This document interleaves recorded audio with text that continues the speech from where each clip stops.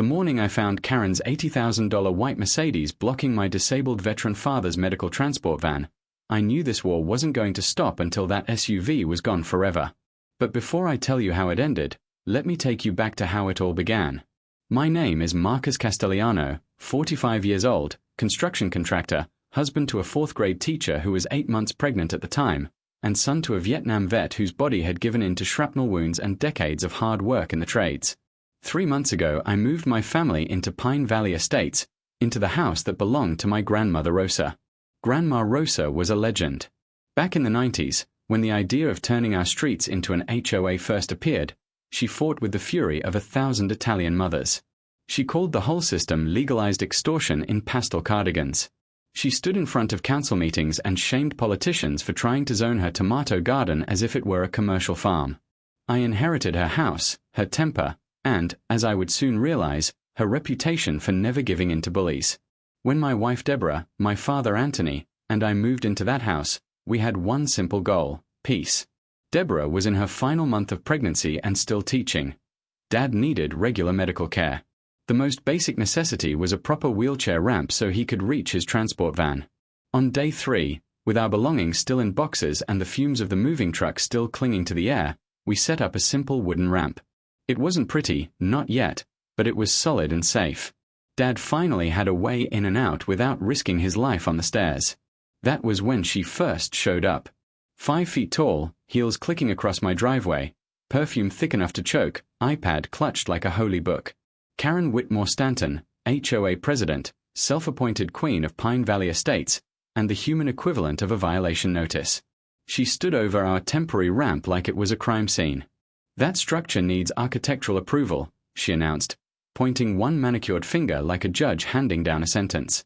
I explained calmly that my father needed that ramp, that he was a veteran, wheelchair-bound, and in no condition to wait. Karen's smile didn't budge. "The committee meets in 6 to 8 weeks, she said sweetly. "I'm sure he can manage until then." Then she turned on her heels and disappeared. That night Dad tried to make it down the stairs without the ramp. His arms gave out halfway down. I caught him just as his head nearly smashed the concrete. He looked at me, furious at himself but more furious at her arrogance. "No one tells me not to use my own house," he croaked. At dawn, I dragged out every power tool I had and rebuilt that ramp, permanent this time, saws screaming loud enough for the entire block to hear. It wasn't subtle. It wasn't decorative. But it was safe and strong. By 7:15, when the sawdust still hung in the air, I found a fine taped to the front door. $500. No discussion, no grace, no humanity. Just toner and entitlement printed with her name on it. At that moment, I realized Karen wasn't just another bored housewife nitpicking paint colors. She was something more calculated, more dangerous. She was a realtor, married to Richard Stanton, owner of Stanton Construction, my biggest rival in the contracting game.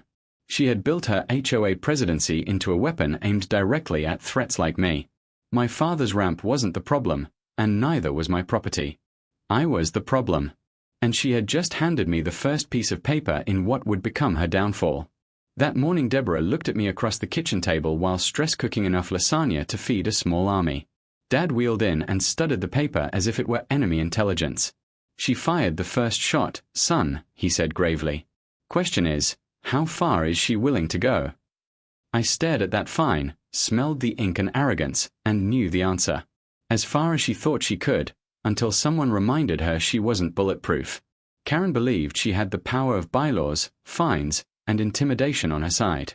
What she didn't know was that she was picking a fight with Rosa Castellano's grandson, and Rosa taught me one thing better than anything else. You don't start wars, but when they come to your door, you finish them. Karen wasn't satisfied with my father's ramp. That was just round 1. By the second week in Pine Valley she had moved to round 2, aimed directly at the one thing that kept food on my table and paid for Dad's care, my truck. It was early dawn.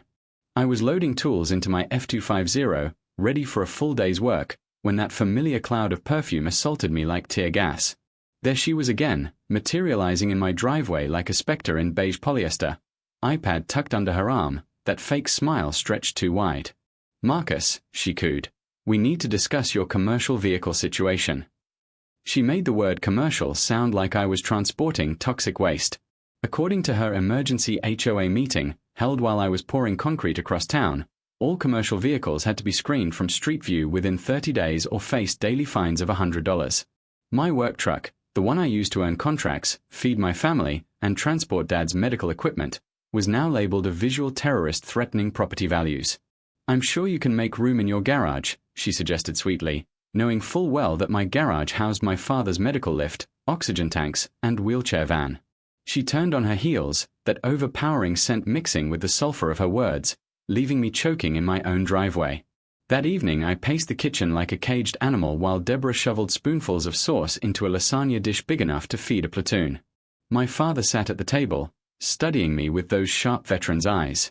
"Why is she targeting you specifically?" he asked. His words hit like lightning. This wasn't random. This wasn't community enforcement. This was personal. The answer came the very next morning. 3 Stanton construction trucks, Richard Stanton's company, rolled down our street and parked brazenly in full view. They were plastered with loud logos, taking up street space, violating every rule Karen had cited me for. Not a single fine appeared on their windshields. I didn't need a detective to put it together. Richard Stanton was winning contracts I should have been winning, and now his wife, wielding HOA power, was eliminating his competition, me. For 7 days I became a one-man surveillance team. I snapped time-stamped photos, tracked truck locations, and even caught Richard himself in fire lanes barking orders to his crews. By the time I was done, I had an airtight case, enough evidence to bury them in their own hypocrisy. The next HOA meeting became my war room. The beige community center reeked of stale coffee and resignation. Karen presided like a queen on her raised chair, surrounded by her wine club board members who all looked like they'd rather be home. I didn't wait to be called on. I hijacked the projector and filled the screen with images of Richard's trucks scattered across the neighborhood, violating every code in the book. Times, dates, even GPS data glaring across the wall in 15-foot letters. The silence in the room was electric. You could feel neighbors squirming as the hypocrisy hit them like a hammer. Karen's face contorted, running through 50 shades of anger. "Those are temporary work situations," she sputtered, her voice climbing. "Your eyesore is permanent." The board voted 4-1 to uphold my fines anyway, their mouths tied by fear of defying their queen. But their eyes told the real story. They knew she was wrong. They were simply too scared. As the meeting ended, I walked into the parking lot, angry and exhausted. That's when I heard the shuffle of footsteps. Ethel Morrison, tiny, 82 years old, eyes sharper than anyone in that room, slipped something into my hand. A manila folder. "Your grandmother was my best friend," she whispered. "She knew this day would come. Read Article 15 tonight." At my kitchen table that night, I pulled out the yellowed documents and read slowly.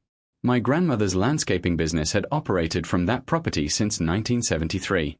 Written clearly in the original bylaws was a grandfather clause protecting all pre-existing property uses from new HOA restrictions. That meant my truck wasn't only legal. It was protected. Every ticket Karen had slapped me with was as worthless as the toner they were printed with. The next morning I taped a copy of Article 15 to the window of my work truck, framed by photographs of my grandmother running her business, proof of commercial activity stretching back half a century. In one photo she stood in her garden, middle finger raised in pure Italian fury. When Karen's Mercedes glided past that morning, I met her eyes through her tinted glass. I watched her face twist from smug to pure rage. She gripped her steering wheel like it was a lifeline. I gave her a little nod. The message was clear. She had lost round 1. Karen had lost the first real battle with my grandmother's claws taped proudly to my truck window, but a wounded tyrant doesn't retreat. She reloaded. And when she reloaded, she aimed not at my property, but at my family. It started on a Monday before sunrise. I heard the horn of my father's wheelchair transport van blasting outside. When I opened the door, my heart dropped. Karen's $80,000 white Mercedes was sitting diagonally across our driveway like a throne in the middle of the street.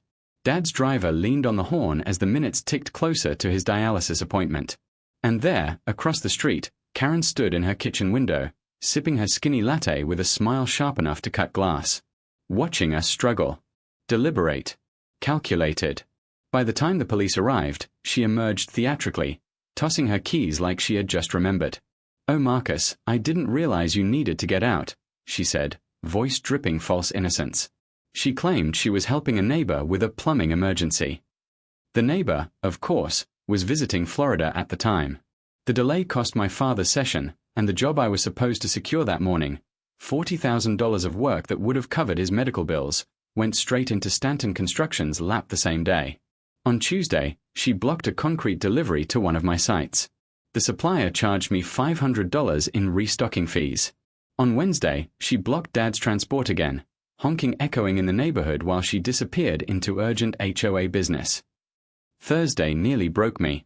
My wife Deborah, 9 months pregnant, sat trapped behind Karen's Mercedes while having painful contractions. We rushed her to the hospital only to learn it was false labor. False labor induced by rage and stress Karen had deliberately engineered. Each time she escaped by moving her car seconds before real consequences arrived. And then I spotted why. A police scanner app glowing on her phone screen as she smirked behind her glass. She was listening to dispatches, timing her theatrics with precision. But Karen made her first mistake when she tampered with my mail. My father noticed it first. He studied an envelope like a soldier reading reconnaissance.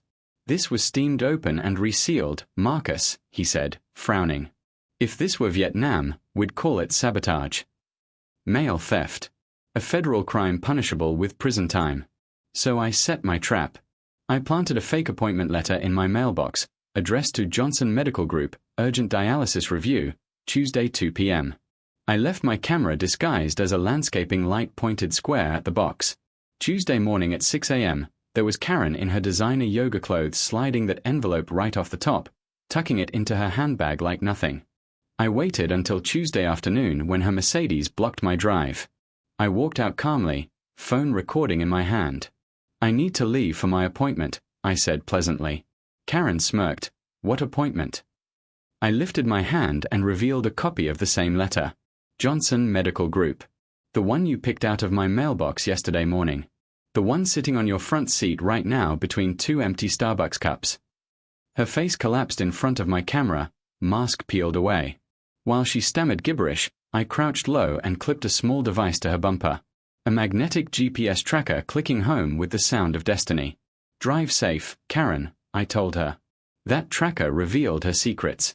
Within days it showed a map of her criminal life. She parked in handicap spots without permits, left her SUV in fire lanes, cruised the streets with expired registration. Public records added more. Her driver's license had been suspended from a DUI the year before. The HOA president who fined me for unsightly wind chimes was driving illegally every single day of her life. Inside her car I glimpsed the rest. Overflowing glove box stuffed with unpaid tickets, summonses, unopened bills, half-empty wine bottles rolling under designer bags, the stench of entitlement and cheap Chardonnay. She wasn't queen of Pine Valley. She was a fraud balancing on a cliff edge of her own bad choices. But instead of stopping, she escalated. Soon Adult Protective Services showed up at my door. Someone had filed an anonymous report that Dad was being neglected. I watched as a social worker's camera photographed his room like it was a crime scene. My father clenched his jaw tight, voice trembling with anger when they questioned his medication. My boy takes better care of me than the VA ever did, he said. That night he woke up screaming in his wheelchair, dragged back to 1970s jungles by PTSD that had been quiet for years. 2 days later my wife called me from school sobbing. Children's Services had pulled her out of her 4th grade classroom, interrogating her in front of staff and students because Karen had filed another bogus report, this time implying Deborah was endangering our unborn child. 9 months pregnant, already stressed, and now humiliated in front of her colleagues. The doctor moved her to bed rest because her blood pressure spiked dangerously high. Every cruelty Karen inflicted was an attack, not just on me, but on my father's dignity, my wife's safety, my family's future. These weren't HOA violations anymore. These were crimes. But here's the truth Karen forgot. Every time she escalated, she left footprints. The GPS tracker, the hidden cameras, the hospital security footage, the police reports. Slowly her empire of petty terror was turning into my arsenal of evidence. And as neighbors whispered their own stories, quietly siding with me one by one, I realized something Rosa Castellano had known long ago. Bullies thrive when they divide you. But once you connect the neighbors, once you document every cruelty and shine enough light, bullies shrivel. Karen thought she was bleeding me out one fine, one blockade, one false report at a time. What she didn't know was that she was digging her own grave, and I was already holding the shovel. For weeks I'd been fighting fire after fire. She blocked driveways, stole mail, called agencies, and spread lies. But as I pieced together her pattern, I knew there had to be one weak spot. One fatal mistake. And when we found it, it felt like striking a vein of gold buried beneath years of dirt. The breakthrough came in the cluttered office of my attorney, Gary Chen, though credit belonged to Maria, his sharp-eyed paralegal who had the instincts of a bloodhound. At 2 a.m. she called me, buzzing with excitement. "Marcus, I need you to get down here right now. You're not going to believe this." I walked into their conference room to find stacks of HOA documents spread across the table like evidence in a trial. Maria held up a survey map from 2003. "The president's driveway," she began, tapping the faded lines, "isn't hers. A construction error placed it 6 feet over into HOA common land, which means a Mercedes has been illegally parked every single day for 15 years. I stared at the blueprint, my jaw tightening. If true, that meant her SUV, her throne, her symbol of authority, had been sitting on ground she didn't even own while she fined neighbors for basketball hoops and garden gnomes. It got better. The public records didn't lie. Her license was suspended. Her registration expired. By state law, any unregistered or illegally parked vehicle could be impounded on site. And because it sat on HOA common ground, the HOA president herself was legally obligated to enforce that rule. She had written the bylaws. She had built the bear trap. And now she was caught in it. That wasn't the only crack. Dr. Patel, a forensic accountant Patricia had once humiliated for solar panels, volunteered evenings crunching the HOA numbers. He projected his findings onto my garage wall, turning the concrete into a cinema screen of shame. "Marcus, she didn't just misuse authority," he explained. "She stole nearly $250,000. The spreadsheets showed withdrawals that matched her credit card bills. HOA funds spent on vacations labeled as board retreats. Her white Mercedes payments disguised as community vehicle maintenance. More than $247,000 siphoned over 8 years. When the room fell silent, Dad spoke, his voice steady and grim. "It's embezzlement. That's prison time." Neighbors brought their own fuel to the fire. Ethel whispered that Karen hadn't paid HOA dues herself in 8 years, hiding behind something she called a president's exemption. The truth, she owed the association $47,000. Richard, her own husband, was drowning in construction debt. The Queen of Pine Valley wasn't just corrupt, she was broke. That night my garage transformed into a war room. Maps pinned to cork boards, evidence packets stacked in piles, photos taped on the walls. We weren't just angry neighbors anymore. We were an alliance. The Johnsons, the Patels, the Rodriguezes, Doris, veteran's dad recruited from the VA, everyone who had been crushed by her rules now had a seat at the table. My wife Deborah directed strategy from her bed, her pregnant belly not stopping her sharp teacher's mind from keeping us organized with color-coded charts. Our group joked about being rebels, but we felt more like freedom fighters. The plan came together quickly, the gala, Karen's annual crown jewel event. Her stage to parade in sequin dresses, drinking wine and courting real estate clients. Hundreds would attend. The news stations would be there. She would, without a doubt, park her white Mercedes at the red carpet fire lane, directly in front of everyone. And when she did, our tow truck would be waiting with paperwork, cameras, and witnesses. We wouldn't just expose her hypocrisy. We'd tear down her entire throne in public view. The timing was too perfect. HOA insurance bylaws, hidden deep in subsection 47C, stated that vehicles parked illegally on common property must be removed. The president was personally liable for costs if her vehicle violated those rules. She had signed those bylaws herself. That meant not only was her car vulnerable, but she would owe every cent of towing, storage, and legal expenses out of her own pocket. Hundreds of dollars a day. She'd engineered her own destruction. I looked around my garage at that coalition. Ethel's eyes gleaming with mischief, jotting notes with arthritis-gnarled hands. The Johnsons syncing surveillance cameras with timestamps like computer wizards. Rodrigo, my high school buddy who owned the county's most efficient towing company, leaning against his polished truck with a grin. "This is destiny, hermano," he said. My dad, the soldier, had even drawn up a tactical map. 40 neighbors on standby, ready with phones to record every second. Karen thought she would walk into that gala-crowned queen of Pine Valley. She expected applause and admiration. What she didn't realize was that the moment her wheels touched that fire lane, she was no longer queen. She was prey. The night of the Pine Valley HOA Gala arrived like the opening scene of a movie. White tablecloths draped over folding tables, fairy lights strung across the community center lawn, wine glasses polished for Karen's triumphant court. Neighbors dressed in their best, reporters from 3 news stations mingling in the crowd, cameras powered and microphones ready. At 7:43 p.m., like clockwork, the shark fin appeared. Karen's white Mercedes GLS cruised past the entrance, gleaming under the floodlights. She parked it exactly where we knew she would, across the fire lane in front of the main doors, a perfect centerpiece for her royal entrance. Neighbors could see the expired registration on the plate. My camera caught the tire touching the yellow fire stripe. Legal violation, in bold print. Inside the car, she waited, adjusting her makeup, practicing her smile. Through the tint you could see her lips shaping words like a queen rehearsing coronation vows. All the while, 4 to 7 of us stood quietly in the shadows, phones rolling, cameras locked. She emerged at 7:50. Sequined gown shimmering like broken glass, perfume arriving 5 seconds before she did, every heel click echoing like a gavel hitting the floor. She waved to potential clients, air-kissed her bored allies, pretended not to notice the whispers of the crowd. Tonight she thought she owned the room. At 8:15, Dr. Patel took the microphone. Karen leaned forward, expecting praise. Instead, spreadsheets illuminated the big screen. Bank statements, HOA cards charged for luxury resorts, shopping trips, personal payments for her Mercedes. $250,000 drained over 8 years.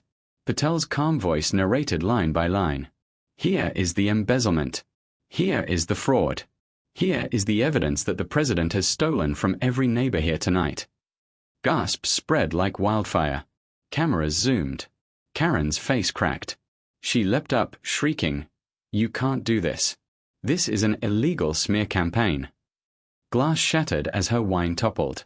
Gary Chen, our lawyer, rose calmly. "Actually, Karen, it's perfectly legal. Bylaws state 5 members may demand financial disclosure in cases of suspected fraud. We have 4 to 7 signatures." The room thundered, half with outrage, half with relief. Then came the text from Ethel, "Showtime." Through the glass doors, Rodrigo's tow truck backed into view, amber lights flashing like destiny itself. The operator, ex-Marine Carlos, lowered the wheel lift under her Mercedes with precise mechanical grace. The sound of chains and ratchets echoed louder than Karen's screams as the crowd poured outside. "That's my car," she wailed, sequins rattling as she shoved through the crowd in stilettos. "I am the HOA president." Cameras captured her grabbing at Carlos's arm, kicking at the truck, racial slurs spilling from her mouth in front of 3 news crews and hundreds of phones. That was the moment her career ended, not a whisper, but broadcast in full HD to the world. Then, as if scripted by the universe, a white sedan rolled up. Out stepped a sheriff's deputy and a man in a dark suit flashing federal credentials. The postal inspector. His voice cut clean through the chaos. "Karen Whitmore Stanton, you are under arrest for mail theft, wire fraud, and filing false child services reports." The crowd gasped, then cheered. Karen tried to run 3 steps in her sequined gown before tripping headfirst into the decorative bushes she had once fined the Patels for trimming incorrectly. Neighbors cheered louder. The deputy pulled her up, reciting rights as camera lights bathed her in the harsh glow of accountability. And before the cuffs clicked fully, Richard Stanton, her own husband, stepped forward with a process server. "Karen," he said coldly, "you're being served. Divorce papers. And I'm keeping the house. Check the prenup. Criminal convictions void your half." The street exploded with laughter, applause, liberation. Phones live-streamed the image of Karen screaming from inside the squad car, mascara streaking down her face as her white Mercedes disappeared on Rodrigo's flatbed like a crown ripped from a fraudulent monarch. By midnight, the video trended online. By morning, it had millions of views. Karen, once the HOA queen, was now a meme, a cautionary tale, a national headline. Within weeks she faced federal prison, lost her license, lost her house, and lost her throne for good. But the story didn't end with her downfall. The neighborhood transformed overnight. Under new leadership, Fines were lifted, records made transparent, cultural celebrations embraced. The lake was full of fishing again, laughter carried during family barbecues, veterans held weekly support sessions free of harassment. My business thrived as the contractor who took down the HOA tyrant. Deborah delivered our daughter safely. We named her Victoria, for victory. On the night we held our first Freedom Festival, Dad rolled up to me in his chair wearing an HOA survivor shirt and said words I will carry forever.